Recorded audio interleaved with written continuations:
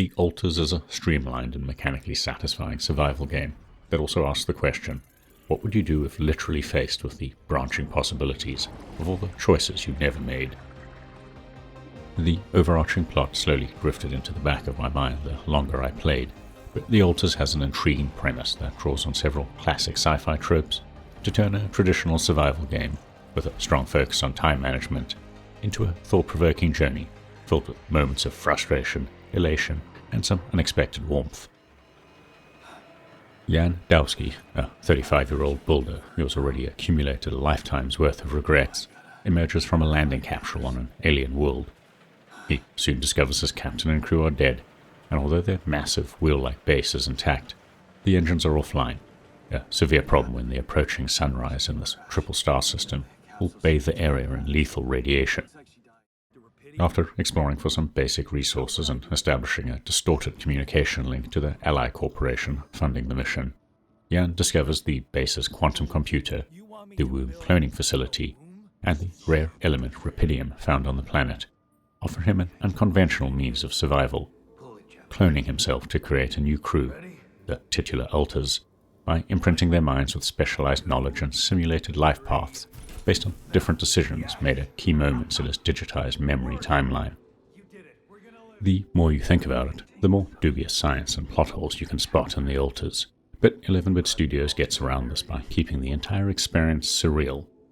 Is the Yandowski you're playing as really the original? What should you make of the fact every Alter's life path converges on joining the Dolly missions at 35? What is the fate of the Alters if they return to this timeline's Earth? And if interstellar travel and quantum computing are commonplace in this universe, why is the search for the time-manipulating rubidium so important to humanity's survival? I think what I like most about The Alters is how little those details mattered when I was engaged with the minute-to-minute gameplay and watching my growing Alter crew interact with one another. I'd describe The Alters as a hybrid of traditional third-person exploration game and a time management-heavy survival game, just with a weird and wild crew management twist.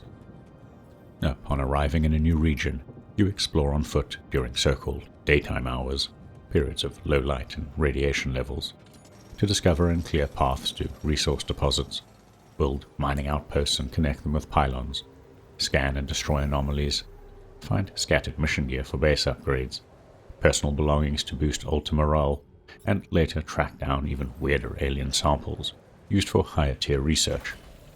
It looks and feels suitably hands-on and immersive, but after establishing a resource chain, the bulk of your playtime is going to be spent interacting with base functions, engaging with Alters, or navigating assignment, production, and research menus. The escalating resource and crafting requirements needed to survive and progress are streamlined compared to many of its peers, but time is always your enemy in The Alters. Efficient working hours are limited without enforcing mood-sapping crunch. The approaching sunrise shortens the time you can spend outside without racking up radiation burns, and a crew of alternate personalities are far more challenging to sustain than the generic staff you'd see in a game like XCOM. You're not just building dormitories, labs, workshops, and radiation shields. You'll also need to consider personal cabins, social facilities, contemplation rooms, and gyms. Each branch from Jan's original timeline can result in wildly different personalities, with different anxieties, motivations, and triggers, all of which you'll want to read up on in the simulated timeline before considering your responses in dialogue or when faced with suggestions. You'll have to balance competing requests, deal with the fallout, and keep them all fed, physically healthy, mentally healthy, and entertained.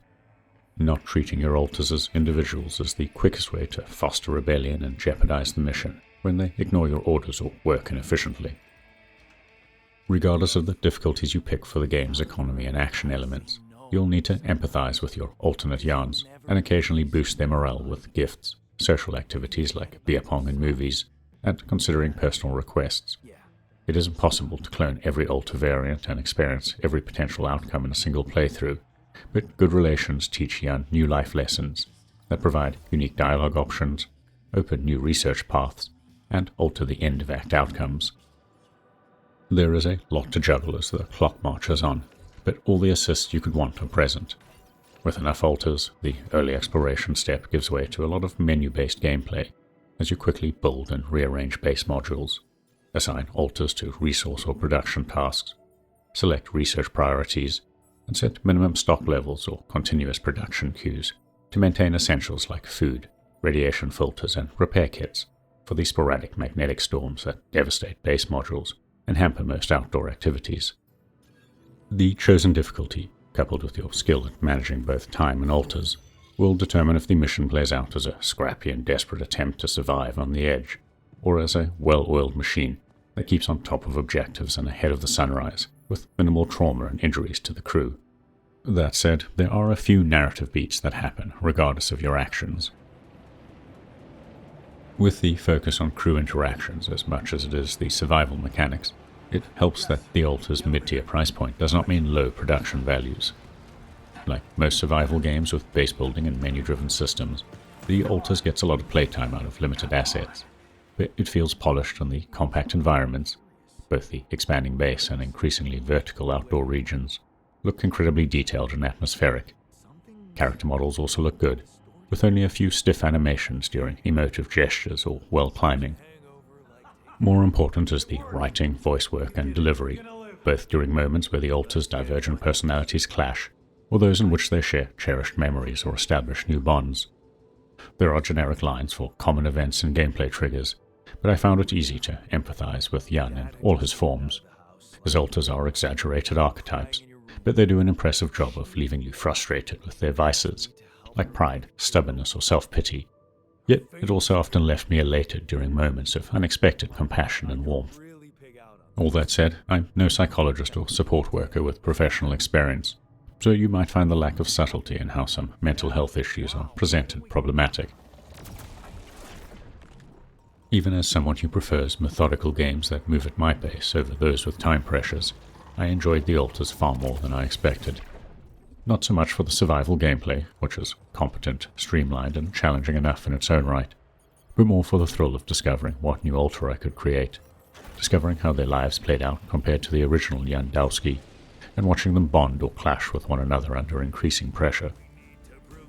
I'm not sure if the writing and performances are quite good enough to compete with overproduced AAA-style cinematic adventures with their ridiculous budgets, but the Alters actually got me thinking about whether you could ever stay sane if given the knowledge of the near-infinite possibilities of all the decisions you've never made. If you've got this far, please consider giving the video a like and maybe subscribing to our channel as it helps us grow.